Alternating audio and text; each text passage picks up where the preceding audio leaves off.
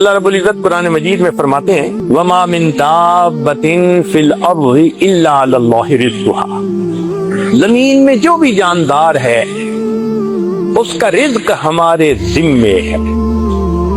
اب رزق کا ذمہ اللہ نے لے لیا، اس کا مطلب ہے کہ رزق تو ہمیں ملے گا، تو ہم حلال کے پیچھے کیوں بھاگیں؟ ہمیں مفت میں بھی کوئی حرام دینا چاہے ہم نہیں لیں گے، کیونکہ حلال پہنچانے کا اللہ نے ذمہ لیا۔ ہم حلال کو تلاش کریں، وہ کہاں ہے؟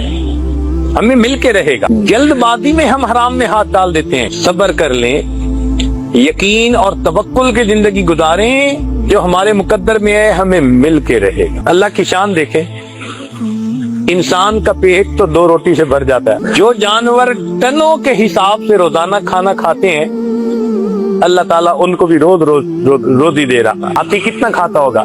کلوز میں نہیں کھاتا، ٹنوں میں کھاتا۔ ویل مچھلی ٹنوں میں کھاتی ہوگی۔ ایک مرتبہ ایک ملک کے ایکویریم میں جانے کا موقع ملا، تو وہاں انہوں نے ویل مچھلیاں بھی پالی ہوئی تھیں اور بہت انفارمیشنز تھیں۔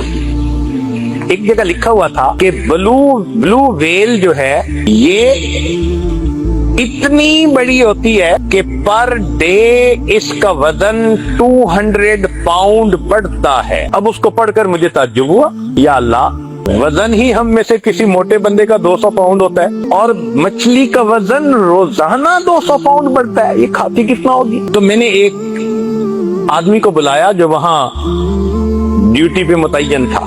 میں نے کہا اس کے لکھنے میں کوئی فرق تو نہیں پڑا کہ کوئی ڈیجٹ کی آگے پیچھے فرق لگ گیا؟ اس نے کہا نہیں سر، ہم نے احتیاط سے 200 لکھا ہے، وگرنہ بعض ویل مچھلیوں کا وزن more than 250 pound per day بڑھتا ہے۔ اور پتہ ہے کہ اس کا رزق کیا ہے؟ ذہن میں میرے بات آئی کہ یہ چھوٹی مچھلیاں کھاتی ہوگی، اور جہاں ہوتی ہوگی قریب مچھلی کو زندہ نہیں رہنے دیتی ہوگی۔ انہوں نے کہا نہیں، مچھلی نہیں کھاتی۔ تو بھئی کیا کھاتی ہے؟